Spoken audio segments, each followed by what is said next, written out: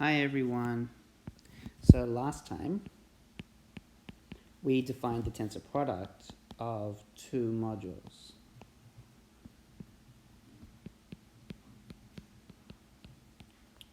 To find the tensor product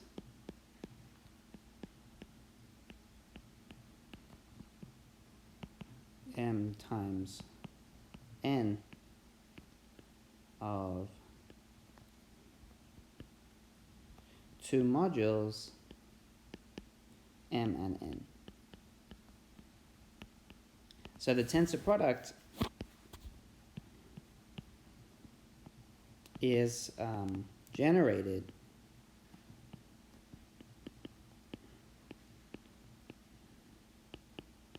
by tensors of the form m tensor n with m in m and n in n.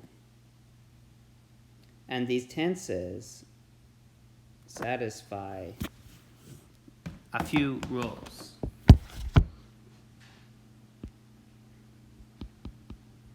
So these tensors satisfy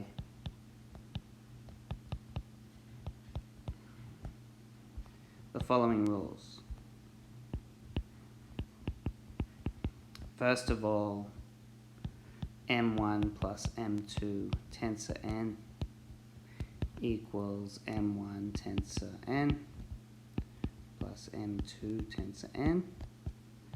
Likewise, in the second coordinate, m1 tensor n1 plus n2 equals m1 tensor n1 plus m1 tensor n2. And lastly, if we multiply by a scalar r, then r times m plus n equals r times m tensor n, or alternatively m tensor rn. So the tensor product also, as we saw, has an important property called the universal property. Namely, the tensor product comes equipped with a multilinear map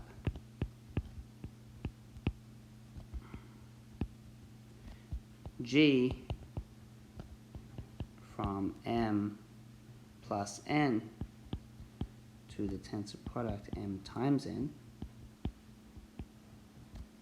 It's a multilinear map, and it's just m comma n gets sent to m tensor n. And this has the following universal property.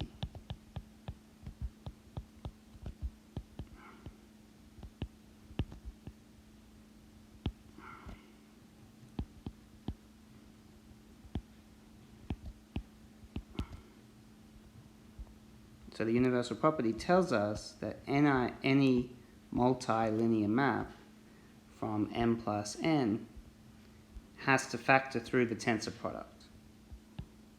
So the universal property of the tensor product says that any multilinear map f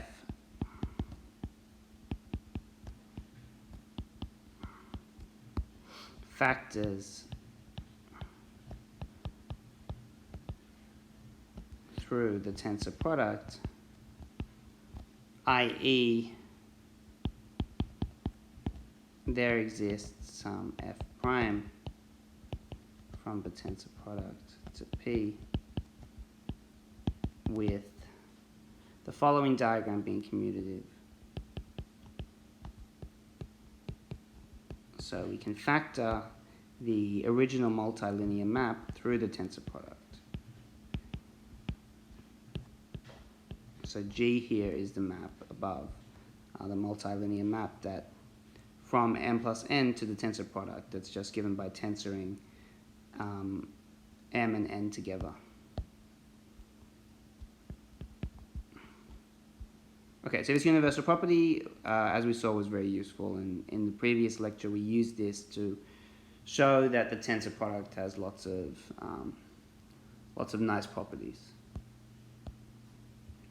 Okay, so in today's lecture, let's talk first of all about something called the tensor algebra, which is a non-commutative ring that you get from the tensor product.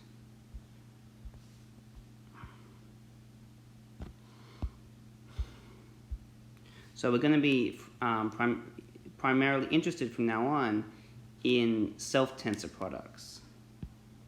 So let M be an R module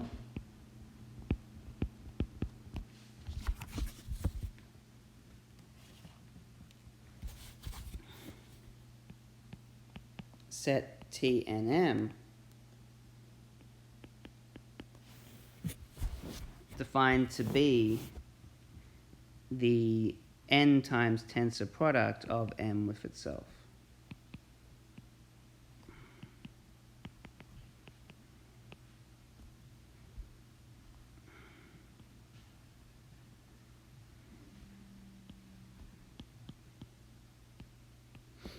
And let's also just set the T0 M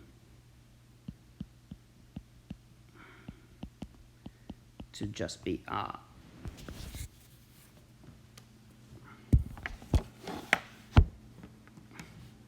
Okay, so now if we have the nth times tensor product defined T and M, we let the tensor algebra be the sum of all of the T and M over all n. So Tm is defined to be the sum of all T and M. So it's defined to be T0M, which is equal to R, plus T1M, plus T2M, and so on. In other words, the tensor algebra Tm is the R module generated by finite sums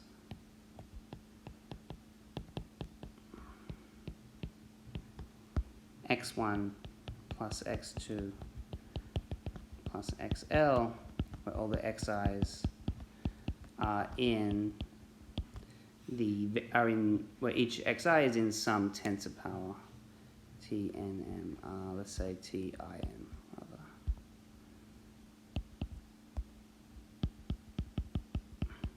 But L can be any integer. So the sum can be, you have sums of arbitrarily large length, and L can be any integer.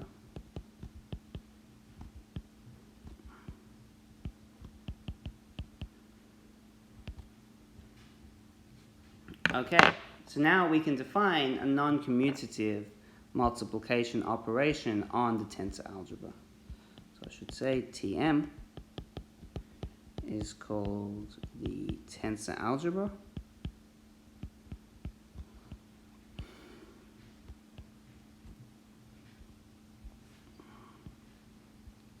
And we define a non-commutative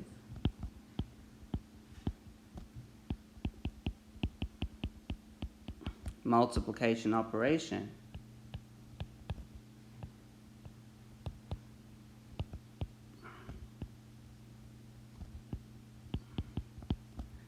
on the tensor algebra by setting M1 tensor Mi,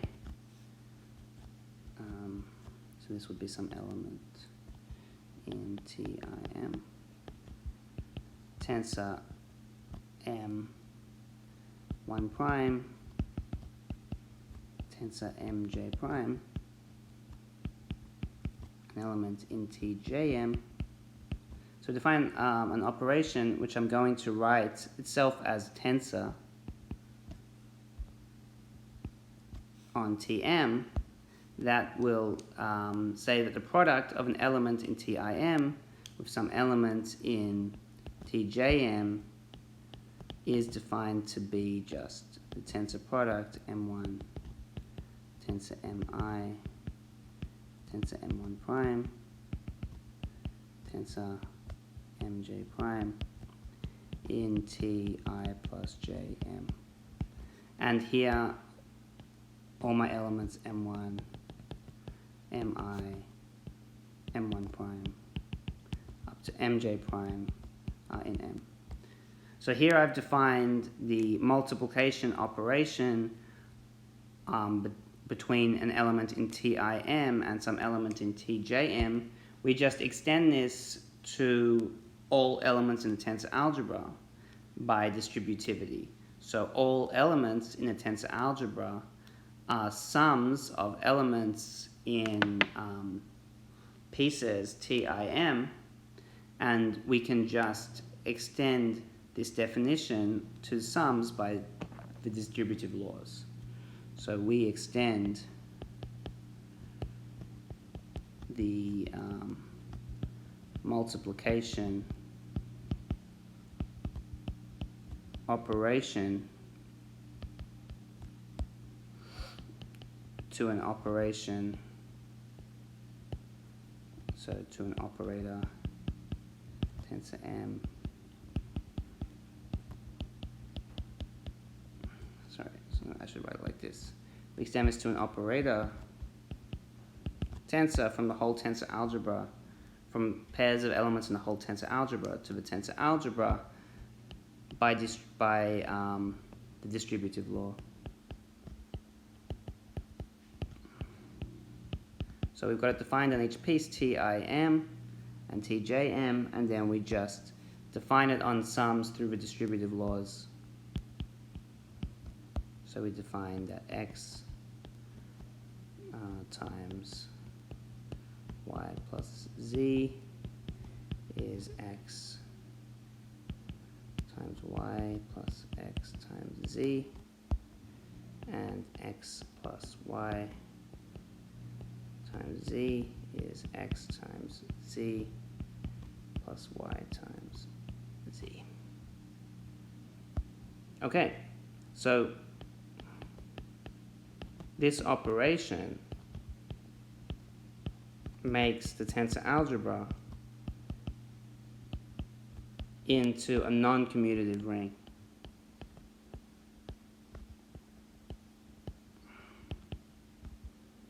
In other words, it satisfies all the axioms of a ring, associativity and distributivity, but multiplication is not commutative.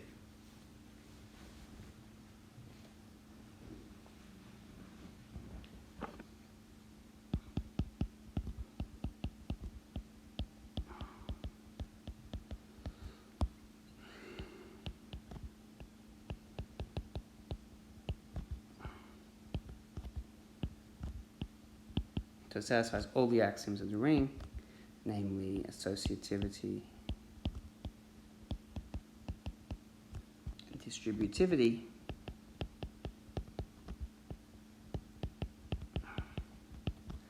but multiplication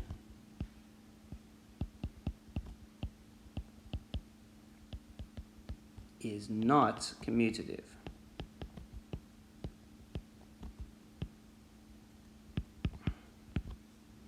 And in the case of non-commutative rings, just as in the case of commutative rings, we can talk about ideals.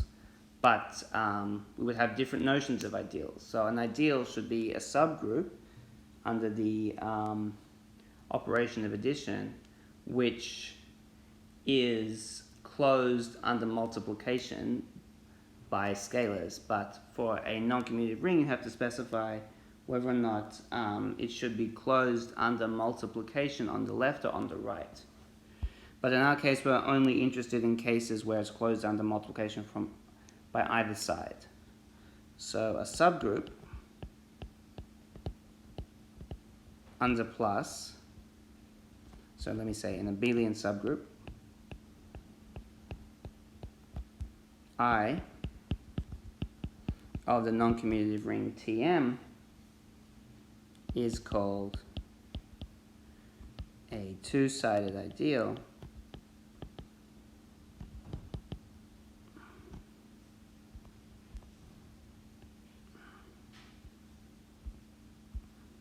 if for all x in I and for all z in the tensor algebra Tm, z times x equals x times z.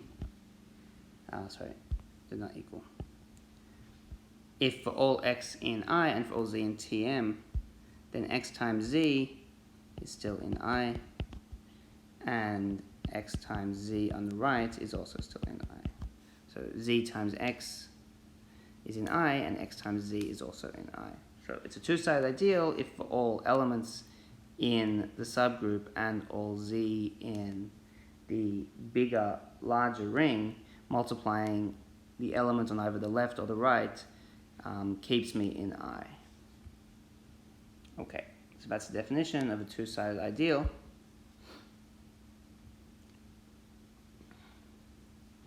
And now we let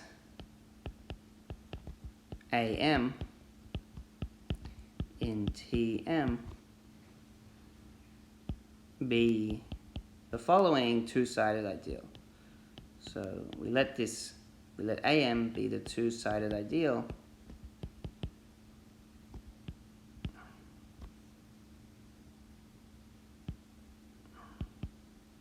generated by all elements M tensor M for M in M. So M tensor M is some element in T2M. Okay, and we let AM be the two-sided ideal generated by all the elements M tensor M. What this means is that this ideal contains all finite sums of products of elements M times M with elements on the entire tensor algebra from either side. So AM contains all finite sums of products X times M and M times X, where X is in the entire tensor algebra. Okay.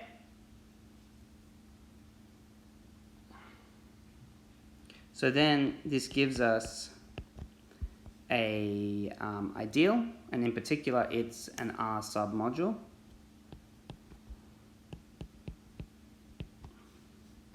So AM is an R submodule of the tensor algebra. It's even an ideal, a two-sided ideal under the multiplication operation in the tensor algebra. But for our purposes right now, it's enough to know it's an R submodule, and we set the exterior algebra of M, written as the wedge of M. We define this to be the tensor algebra divided by this ideal AM, which is the ideal generated by all elements of the form M tensor M.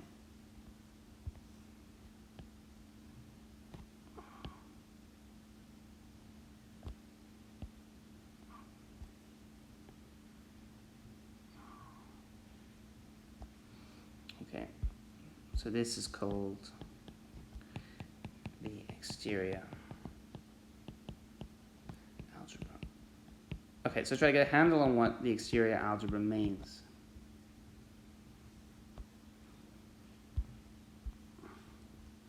So if x1 up to xk are all elements in M, then we write x1 wedge up to xk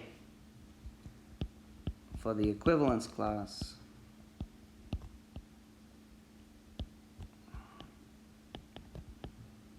of x1 tensor xk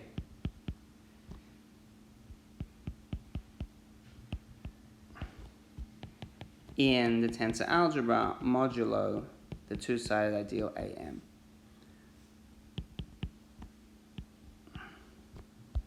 So for the for an element in the exterior algebra represented by some tensor of elements of M, we write that as the wedge product of x1 up to xk. We write that in terms of these wedges.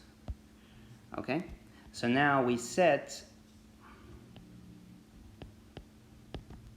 wedge Km, we define this to be the submodule of the exterior algebra generated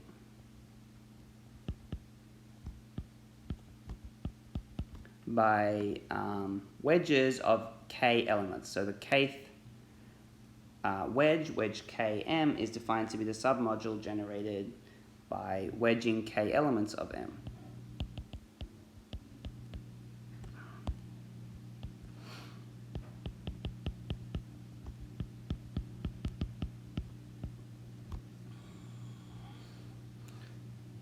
Okay, so once again, we have a non-commutative multiplication on the exterior algebra that we basically just inherit from the tensor algebra. So we have a non-commutative multiplication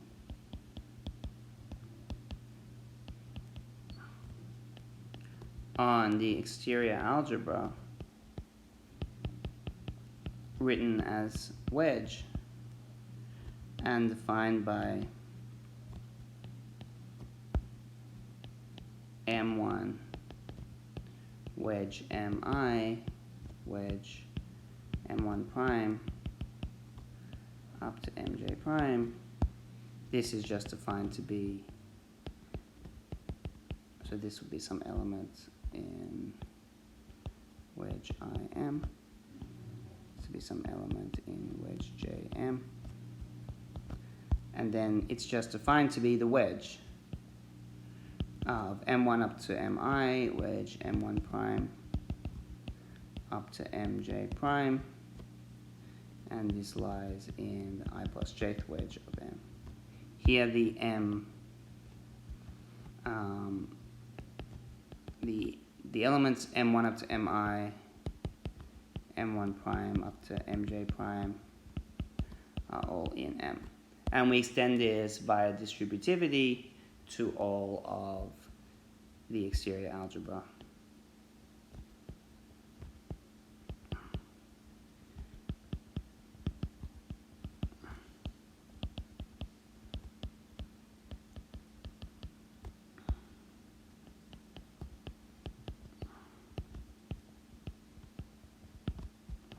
We call this product the wedge product, and it makes the exterior algebra into a non-commutative ring. We call this product the wedge product, and it's an extremely useful and important idea in much of mathematics.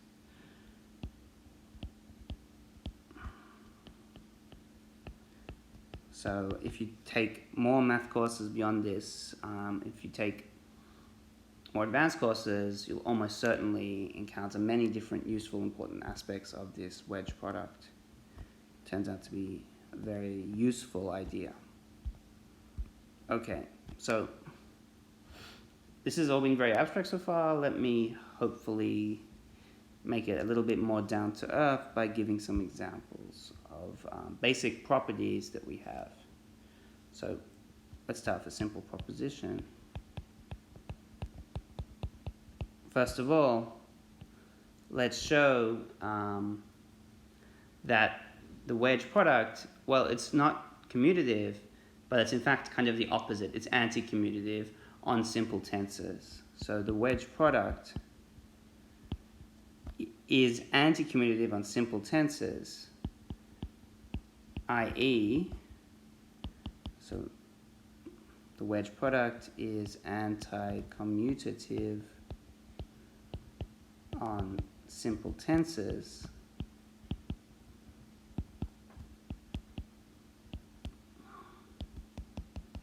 i.e. x wedge y equals negative y wedge x for x, y in M. So if I take the wedge between two elements in M, it's the same, so x wedge y is the same as negative y wedge x. Proof. Right, so if we, let's first look at x plus y, tensor x plus y, where x, y are in M. Well then, by definition, this is an element of the ideal AM, because the element ideal AM is just all elements of the form M tensor M for M in M. So this is certainly true, and this means since the exterior algebra is formed by taking the quotient of the tensor algebra by this ideal, this means that x plus y, wedge x plus y equals 0. And by definition, we have distributivity of the wedge product. So now I can write this as x wedge x plus x wedge y plus y wedge x plus y wedge y. And just as before, all the terms of the form x wedge x and y wedge y equals 0. By definition, because x tensor x and y tensor y are in AM. So this implies that x wedge y plus y wedge x equals 0, or x wedge y equals negative y wedge x. Okay, so that's very important. So if you look at the exterior product, or the wedge product, the way it acts on elements in M times M, then it seems, then it's got this alternating property that x wedge y equals negative y wedge x, and that tells us that there's some sort of relationship between the exterior algebra and alternating maps. So let's explore this.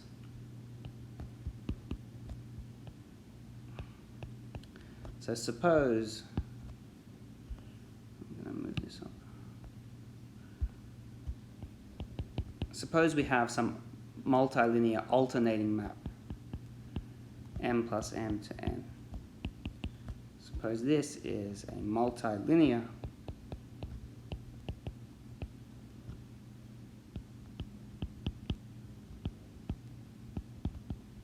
alternating map.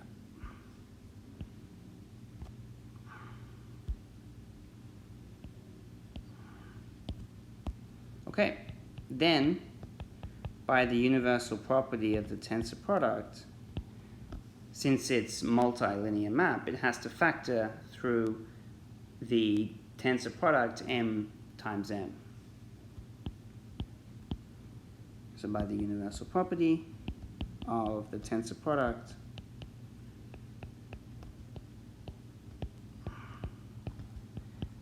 this factors through a map f prime from M tensor M, which by definition is T2M, to N.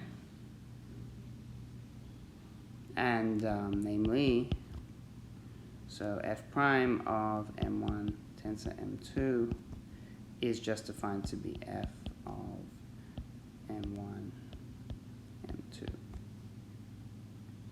But since f is alternating,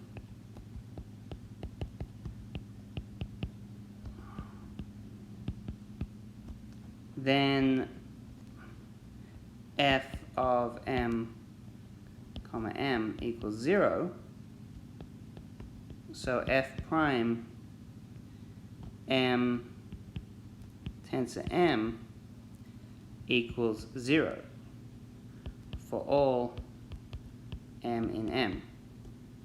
So this map, we have f prime from the tensor product T2M to N has a property that f prime is 0 on the on all elements of the form M tensor M, which are the elements generating the ideal AM.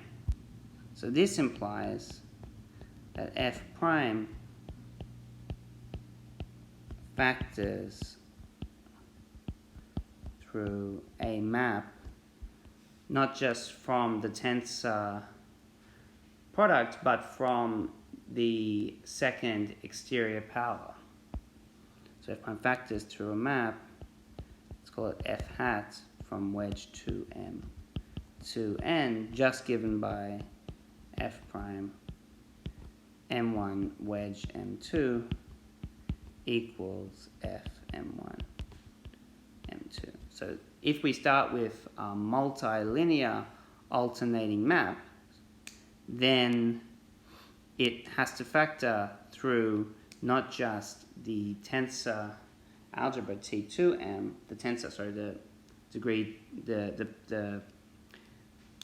the piece T2m of the tensor algebra.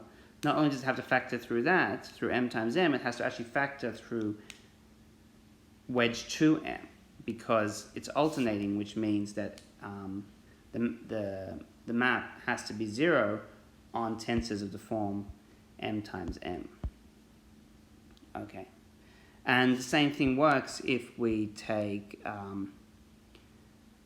multilinear maps with more variables. So likewise, by the same argument as above, if f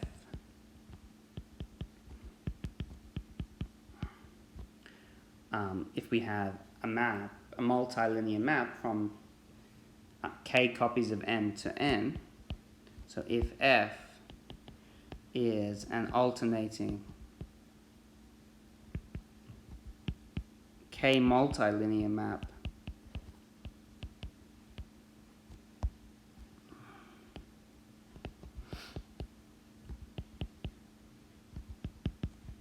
then there is a unique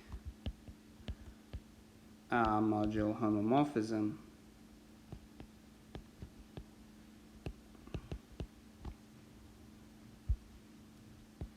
f hat from the kth wedge product of m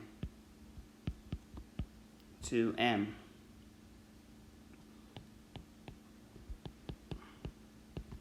such that the diagram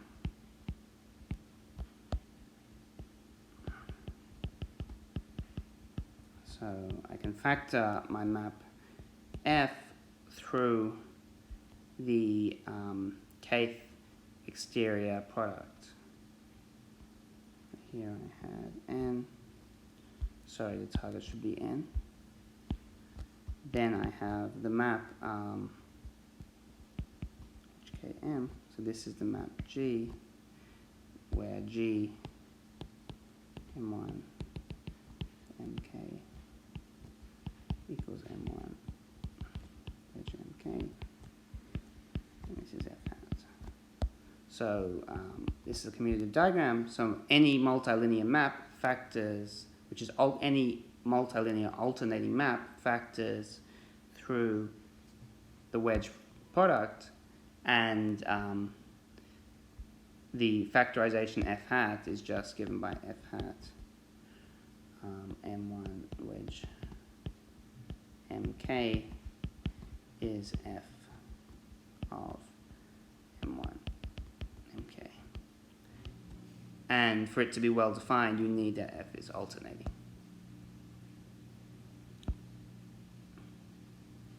So just as this property was, so a similar property to this we call the universal product, the universal property of the tensor product. So we call this property that any alternating multilinear map factors through a map from the kth exterior product. We call this the universal property of the exterior product. So we call the above property the universal property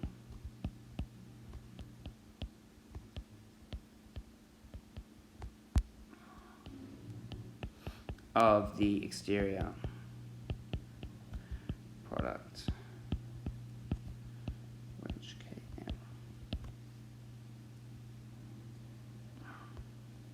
Okay, so let me just end with an exercise.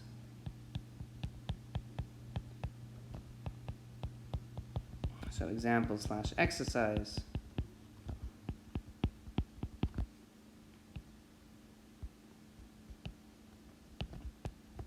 Let V be a finite dimensional vector space over a field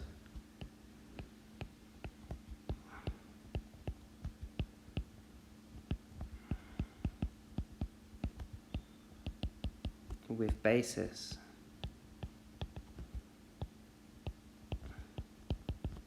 E1 up to En. Show that the kth exterior product, wedge KV, is a vector space with basis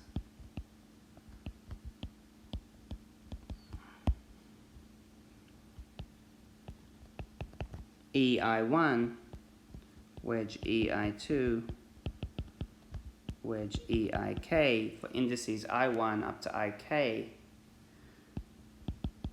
with I1 less than I2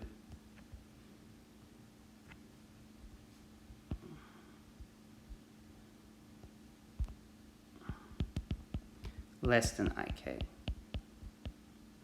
So if E1 up to En is a basis for V, then we have a basis for wedge KV given by EI1, wedge EI2 up to wedge EIK, where the indices are strictly increasing. So I1 is less than I2 and less than IK. And the key fact that you need to prove this, you just need to use that the wedge product is alternating on simple tensors.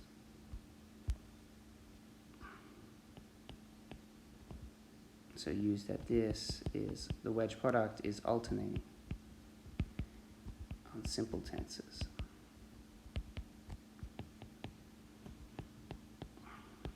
Okay, then I'm going to end today's lecture here and we'll continue on Wednesday.